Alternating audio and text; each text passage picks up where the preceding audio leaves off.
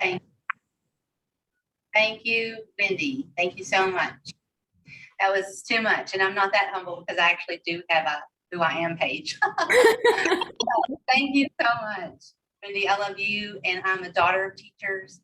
My mother-in-law is a teacher, and so I have a love for all things education and teachers as well.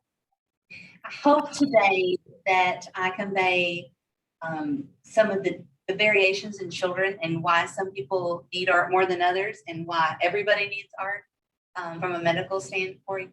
And if you have any questions, just feel free to stop me, ask me later, email me. My email's on the Zoom meeting. So I am from Mount Vernon. My talk actually was going to be health benefits of flow and creativity. And we might get to that flow at the end. But I started thinking about what you might really need to know because a lot of you are art teachers and artists and creators and musicians yourself. And you probably know the health benefits of staying creative and being in flow. You may know that, and actually it seemed a little bit more boring than what I thought I could actually pass on to you, something I'm very passionate about, which is variations in how people deal with stress. So here's my page. Trying to send my next slide.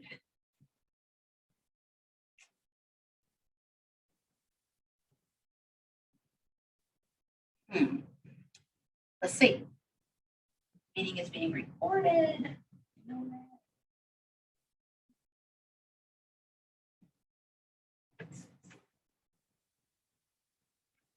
It was because there was a sign on my computer. I'm sorry. I am a pediatrician. I love watercolor painting for reasons that will be more clear as the talk goes on. I've done some murals. I like to paint cards. I like to illustrate. And I wrote a book about people sharing their art with their community. It was called The Neighborhood Party. And I actually self-published. No one asked me to publish or paid me to publish. I self-published it because I wanted my patients at this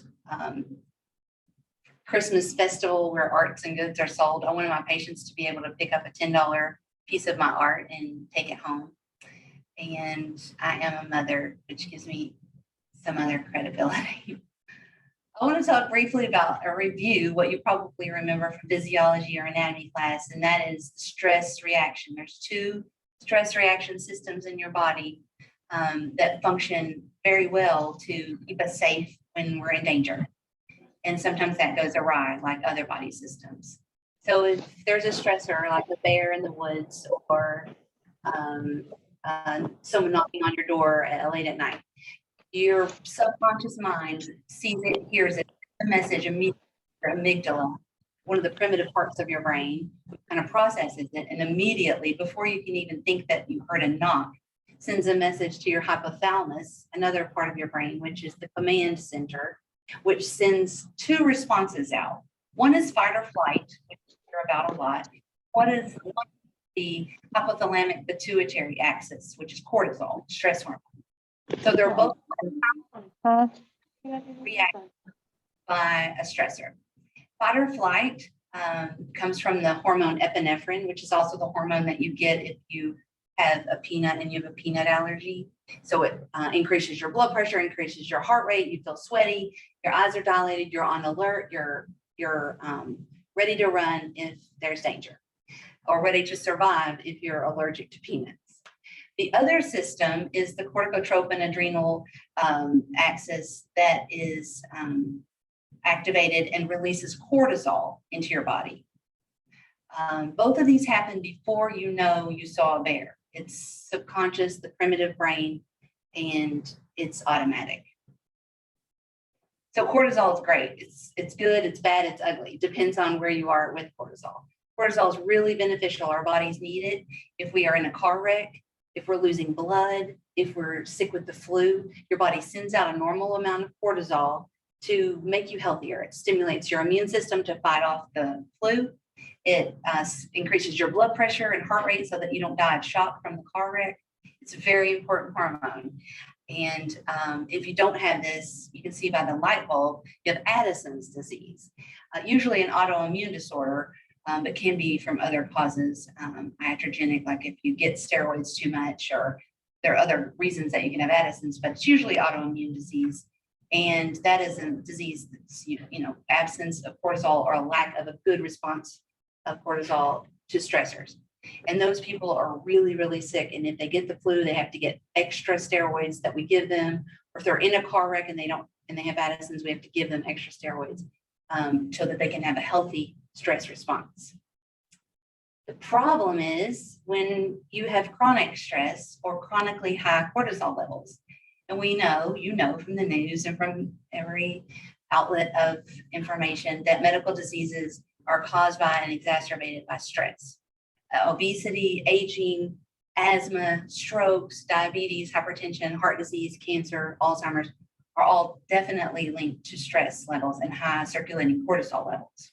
You may or may not know there's pretty good studies that art, as well as mindfulness, relaxation, yoga, but creating art, 45 minutes, there were good studies that showed that 45 minutes of making art actually lowers circulating cortisol.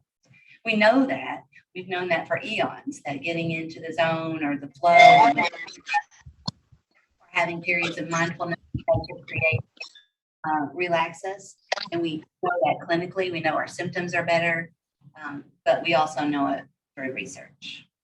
And as teachers and caregivers of children, you probably have heard of ACEs, adverse childhood events, and the studies that CDC and Kaiser Permanente did back in the 90s, which related bad things that happen to you in childhood, whether they're abuse, neglect, or household changes, and how those affect adult illnesses and are directly linked to shortened life, heart disease, strokes, cancers, substance abuse, and poverty. If you don't know about ACEs or adverse childhood event studies, it's really important to read and to know as caregivers how our children in our care are affected by negative things that happen to them. However, it's really interesting that when you look at the data points of people who experience adverse childhood events, there's definitely a line of children who are negatively affected by ACEs. But then there's this noise on the periphery of the graph that researchers couldn't explain. Why is Johnny in the same home as Susie, and they both experienced domestic violence, a divorce, and a substance abuse by a parent, and Johnny's sick and mentally affected, and Susie isn't? So there was this noise that was confusing pediatricians and psychologists for years. Why are some people definitely affected by ACEs and some aren't? And that's where the excitement comes in. Orchids and dandelions. So orchids are, by nature, difficult to grow. If you look at websites about raising orchids, people who are orchid lovers say they're different to grow, but we all know that they're finicky. They can't grow in soil. They have to have a special media. They're very vulnerable to viruses, fungi, and bugs. That you water them with a cube of ice every day. They're not easily grown. Whereas dandelions are hardy. You throw them anywhere. You throw the seeds anywhere. They grow. You mow. They grow. They grow between cracks and sidewalks, and they're hardy. They're resilient. Well, it turns out, with a lot of good research from child development specialists, psychologists, and a pediatrician named Thomas Boyce, who's at UCSF in San Francisco, that we see these similarities in children. So in Thomas Boyce's book in 2019, this research has been coming out for 20 years, articles. And now there is a great book called The Orchid and the Dandelion by Thomas Boyce, and it's an easy read. I think I'm going to sum it up, but you can read it if you want. Orchids are, they did research on children in these labs for 20 years, and they introduced typical children without developmental issues, typical children to mild stressors, lemon juice on the tongue, speaking to a stranger, like 5 or 10 mildly stressful circumstances. that were novel, that is new circumstances to these children. And they measured peripheral cortisol level as well as their vital signs during these initiation of these stressors, mild stressors. And it turns out that there are two groups of children. Dandelions, whose cortisol, heart rate, blood pressure levels all were about the same, whether they just started the experiment, were in the middle of the experiment, at the end of the experiment. And then there were orchids that were all over the place, high cortisol, low cortisol, high heart rate, blood pressure, everything, just all over the place. And it turns out about 15% of children are classified as orchids. You probably teach these kids. You pass the information about these kids on to the next year's teacher. They're prone to ADHD. They're prone to anxiety. They're nervous in novel or new situations. They're the ones that vomit or cry when they have a substitute teacher. They're the ones that have a trouble adjusting in the next school year for the few weeks somebody's carrying them in. I just dropped my 9-year-old off yesterday, and there were twins, a boy and a girl. And I had to go around the mom because somebody had to carry in the brother. That was a perfect example of an orchid, and the daughter just bebopped in, and she was probably a dandelion. Orchids have sensory, the world, they perceive the world highly sensitive. So when they're in a great environment like the circus, they're overwhelmed, they're overstimulated, they may be nervous, they may be hyperactive, they're very reactive kids. And because of their high circulating cortisol levels, they have decreased immune function. Because when you have cortisol all the time, you are less reactive to the cortisol. And so your immune system is depressed. You need cortisol for your immune system in short bursts, but chronic cortisol at high levels depresses your immune system. So these kids are sicker with viral respiratory infections, and irritable bowel disease. Because they are highly reactive and highly sensitive, they're much more likely to be bullied. And they're much more likely to be bullied by dandelions who don't understand their emotions, or their crying, or their high-pitched voice, or their hyperactivity. These children have been studied, but they've also been reproduced. These studies have been reproduced in primates. There are actually similar gene differences in primates that cause some of them to be withdrawn and nervous, and most of them to be typical. So dandelions are the other 85% of children, most of your classroom. As arts teachers, they may not be as interested in the arts as the orchids, who are highly sensitive and creative. They're low reactivity to new situations. So mom and dad are getting divorced. They might be sad, but where's my ball game? Whereas their orchid siblings would be, distressed and might have adjustment disorder from a divorce. They're just less affected by environment, whether it's a great environment, health, wealth, everything's great, or an adverse environment. They're just more resilient. And like I said, they might not understand orchids and therefore bully them or try to change their behavior or their responses to the environment. The good thing about orchids is that when you look at the trajectory of orchids in a stressful, harmful ACEs environment where ACEs are high, they don't do well. They have more symptoms. They have more psychiatric illnesses. They're more likely to have substance abuse. They deteriorate. However, the same sensitive, highly sensitive orchids in a healthy, rich, I don't mean money-wise, but a loving, caring, needs are met environment thrive and are healthier and higher achievers than their dandelion siblings. So it's not all bad news to be an orchid. And it's not nature versus nurture. It's nature and nurture that determine what happens to orchids, because dandelions are pretty much going to be okay. They're going to grow in the cracks. They're going to grow in the field with good soil. But orchids need special media and to thrive. And when they thrive, they can be a beautiful, amazing flower of nature. My orchid is in here. That's Rafiki in the Lion King. And last night she said, what are you doing after work tomorrow? And I was like, well, I have to talk to the teachers about art and children. She said, are you going to talk about me? And I was like, oh my gosh. So I had to add this slide today because that's a classic orchid, like, you know, attention seeking, sometimes introverted, sometimes highly extroverted to the point of chatty and talky and difficult to maintain in your classroom, but great in the arts. My daughter found acting early on, thank goodness, and music, and but was a highly sensitive, sensory issued child who went to OT for 10 years, couldn't walk outside, didn't like grass, didn't like heat, didn't like sweat, sat in our vans for ball games because she couldn't tolerate the sun. That's the tip of the iceberg of what my orchid has been through. I'm so thankful for her because she's blossoming. She has a callback for Governor's School for the Arts, and thank God for the arts because without music and theater, she wouldn't be as coordinated, as self-aware, as confident.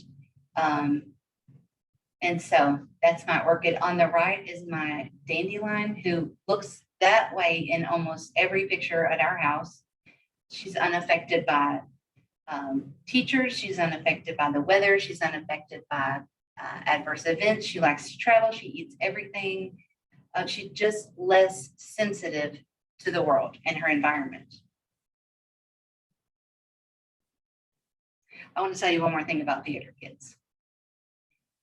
There's a theater festival called Junior Theater Festival. It's in Atlanta every year. And my daughter has been lucky enough to get to go with her troupe for several years. But the first year I went, this orchid was in sensory overload. I had no idea what was happening. There were just troops of theater kids everywhere and performances, and it was just amazing. But it took me a couple of years to get used to it. But the first year I went, and every place that I passed, every troop had someone crying. And I looked at one of the other moms, I was like, why is everybody crying? She's like, they're theater kids. So, and now that I've been to JTF 3 times, yeah, they're just dramatic, emotional, highly sensitive, creative people. This is my mom, who was an English teacher at Rockcastle High School, is a master gardener. All these pictures of flowers are from her garden. Wonderful mom who knew how to parent and just let children be who they were and grow in what environment, that a safe, healthy environment that she provided. She didn't try to mold anybody into her or any dreams she had for herself. But I remember growing up, she would always say, she would give creative writing experiences to her students. And she always had 1 or 2 every year. And, you know, they had a bad situation. It would be a last name that we knew had bad situation. She's like, she's an amazing writer. You should read this short story. I'm telling you, if she just had a chance, she is creative. She can do this. Or, you know, someone was writing a memoir or family history, and she's like, boy, you don't understand how he can write. He is amazing. You know, so out of orchids with adverse childhood events and rough childhoods sometimes come the best artists and the most sought after authors. It reminds me of that book, Educated. I can't think of her last name right now, but the lady who wrote Educated, you know, her childhood was rough. It's a memoir. And she went on to get her PhD in education and write and teach. But good teachers, I put that Bob Goff quote in there. I used to want to fix people, but now I just want to be with them. We don't always have to change people that we care for. Sometimes people just need to be met where they are and cared for with what they are and who they are. And you all know that as teachers more than me. This is a great book about gardening and carpentry. I don't know if I'm a gardener or a carpenter. I hope I'm a gardener parent, but gardener parents, they take the seeds that they've got. They get good soil, water, sunlight. They make a healthy environment for what seeds they've got. They watch them grow and nurture what they have, whether it's calla lilies or orchids or irises. They see what those are and they make those flowers the most beautiful they can be because of the environment. Carpenters, if you're a carpenter parent, it's a great book for you to recommend to parents who are asking, about, parenting books if they do. They take a piece of wood and they decide what it's going to be, and they start chiseling away until it's what they want it to be. They overparent, they overschedule, they're formulaic, they have 5 blocks of wood, they turn them all into the same thing or try to. And kids are just not wood, they're more like flowers. They need to bloom and blossom into the flower that the seed is. So you all, I don't know if you all know this book, The Boy, the Mole, the Fox, and the Horse, but I love this book. And so if you can't read the screen, so all of me as the boy, yes, and the horse, and you still love me, we love you all the more. So when you know this about children, their vulnerability, their highly sensitive natures, then you can treat them better, treat them kinder, more gently. In raising my orchid, I always said that I was pushing her to the outside world, pushing her towards novel events or new experiences. And then when she was overwhelmed, I would hug. So it was a constant push and hug, push and hug. And when I made her experience a lot of things that were uncomfortable, occupational therapy being one. And then when she graduated OT, she was devastated. She cried. She wanted to go back and visit her teachers there.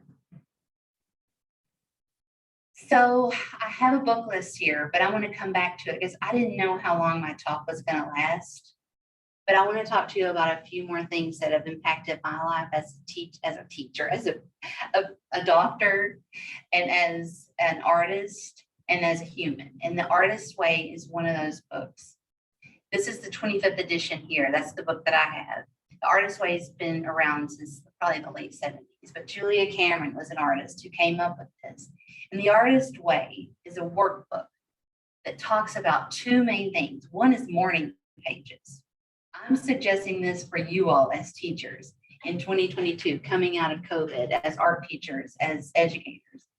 Morning pages is a morning dump of your subconscious.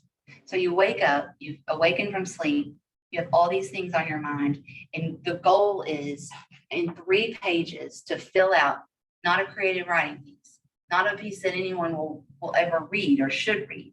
Just write, I've got groceries, I've got to do this, Johnny has practice, what if I forgot to do that? My house is a mess, maybe I should do this. Just a free flow of brain dump. And it increases creativity. First of all, it decreases stress because you think those things are on the page. I don't have to constantly bring that noise back up.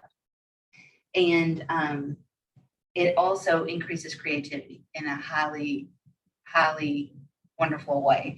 And if you read the people who have done The Artist's Way and practiced The Artist's Way, they are some of the most creative people who work for Pixar and Google and all over, artists, chefs. Morning pages is invaluable for me for anxiety and creativity. Artist dates is another part to this workbook, The Artist's Way. And those are little creativity breaks that you give yourself every week. And she talks about taking the inner child, the inner Callie, the little Callie that's creative and jumps in mud puddles and wants to climb a tree, and take her by yourself on a date every week, whether it's a record store or Cumberland Falls, or just a quick artist date, watch a movie, watch an opera, to be with yourself and just stimulate, bathe in someone else's creativity, bathe in nature. And it also reconnects you to your creative self. And over time, if you do this workbook and continue the morning pages, actually really can change your life. So I think I would recommend that for you. Also want to talk about Dave Eggers. My brother lives in San Francisco. And so the second or third time that I went to see him, he took me down to the Pirate Supply store. I'd never heard of it. It's a storefront down in the Mission District where he lives. It's on 826 Valencia. Dave Eggers is a best-selling novelist and highly touted author. But he wanted to give back. So he wanted to give back specifically to students with English as their second language. And he created this creative writing space at 826 Valencia, but it was zoned as retail. So he had to put a store in the front. And in putting, you put a pirate supply store in the front, so you can buy like peg legs and eye patches and all kinds of fun treasure maps and stuff out front. And it's really goes back to the kids. But in the back, volunteers and board members and people who work for 826, they mentor and tutor students in creative writing. And every year or several times a year, they publish an 826 quarterly. You can order those online. They're really small paperbacks, but it has these children's writing in it. And I just think it's a great model for giving back, supporting kids, amplifying their voices. And those people have gone on to be writers, volunteers for the program. There's 9 different programs in the United States, or maybe all over the world now. There's a great one in Chicago. And he said, and it stuck with me that we adults can and should provide forums where young voices are supported and even amplified. The point is taking their voices seriously, because when kids are heard, especially orchids who might be poor communicators or loud communicators or introverts, and listening to them and making them more self-aware and confident and heard, it can only improve their lives, which can only improve our world. One thing I wanted to talk about at the beginning was flow. This is a book, I don't know, it's from the 70s, and I don't know if you've ever read it, but I really, really like the idea of flow. It comes from a place of curiosity about something. Flow is the psychology of optimal experience, and the book is really, really technical. But if you Google flow and just look at some thoughts and articles about it, it's actually really, really neat how becoming curious and getting into something yourself intrinsically, like you're motivated to learn about watercolor, not now we're in a class, I want you to all take out your watercolors. Something you're interested in, woodworking, baking, getting immediate feedback from that, learning a skill and then getting better, challenging yourself and getting better, finding out more about it and getting better. This actually gives us true happiness. You have personal control over the activity. If I don't want to paint today, I don't have to paint today. Not really paint for anybody. Sometimes I do commissions, but maybe I'll just paint a card for fun. There's clear goals. I know what I want to do. I want to get better at watercolor. And it gives you a feeling of transcendence, serenity, and a loss of time.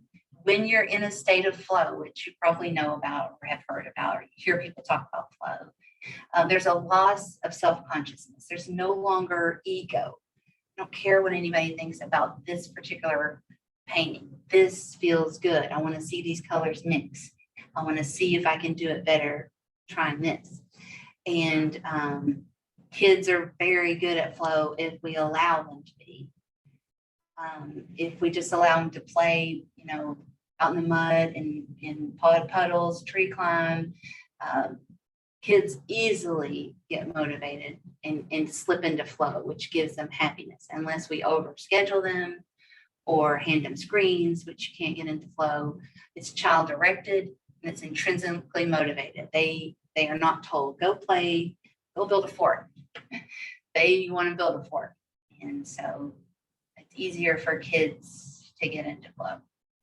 That's what I was initially going to talk about, but I thought how important it would be for everybody to know about dandelions and orchids, not just people who treat mental health disorders in children.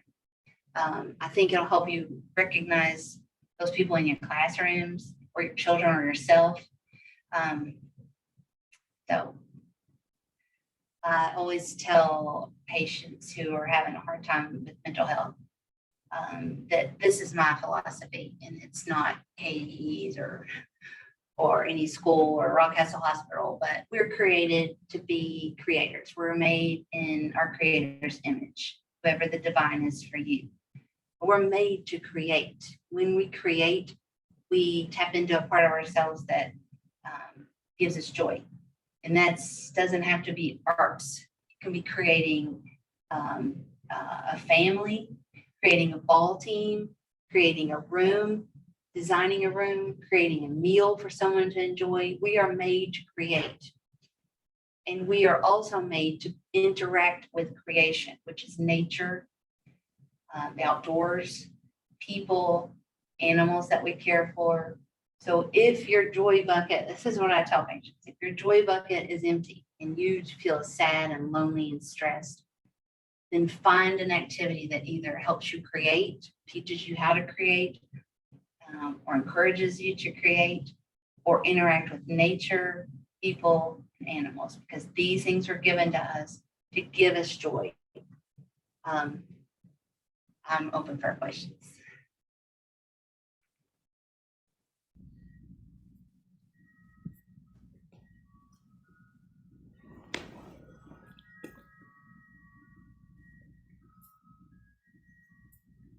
I'm not the best at wait time, but I'm going to give you all wait time because I know we've been given really great information.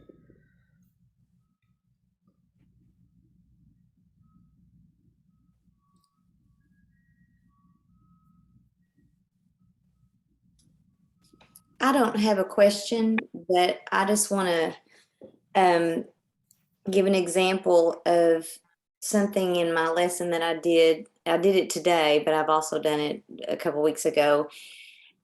And when my kids get up in my lessons and move around, I usually really try to choreograph that for them in a certain way. But in one particular section, I said, okay, in this section, move any way you want. Move how the music makes you feel. And I said, there's no wrong way except for running into each other. Make sure that you just do what the music makes you feel. And there was one class in particular, and it was an older class. And I watched them move and I thought, oh my goodness, I have been teaching this long and I have never let them just move. And you could really see that creativity coming out in them. And it just really touched me to watch. So I'm amening to everything you've said. That is my former piano teacher, mentor, music teacher, Ms. Jane.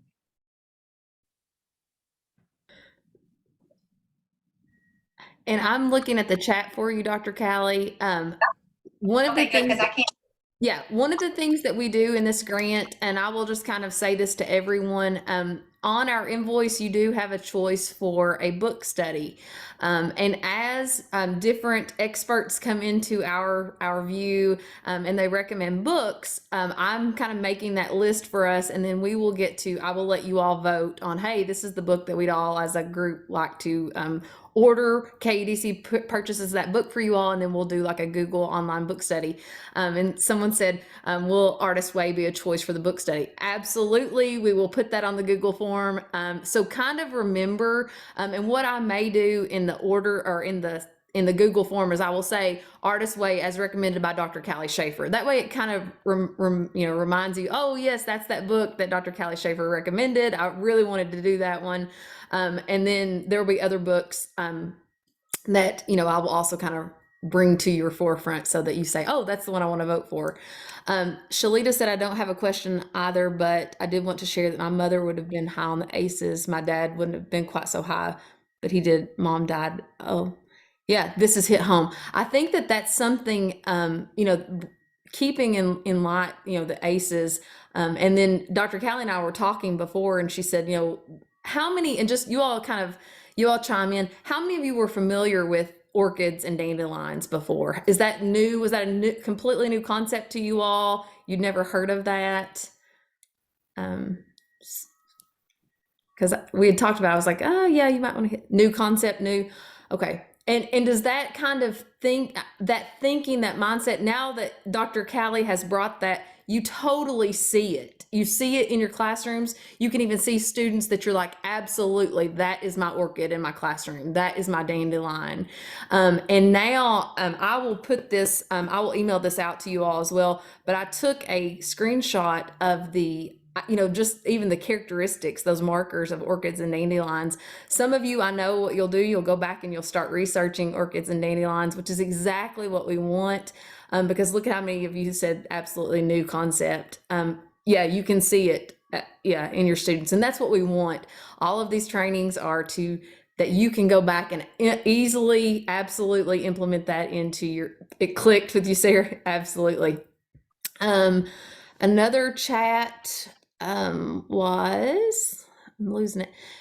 Susan, Dr. Callie had a question that says, do you feel that children being given cell phones at a young age messes with their ability to free play or have flow? Oh, absolutely.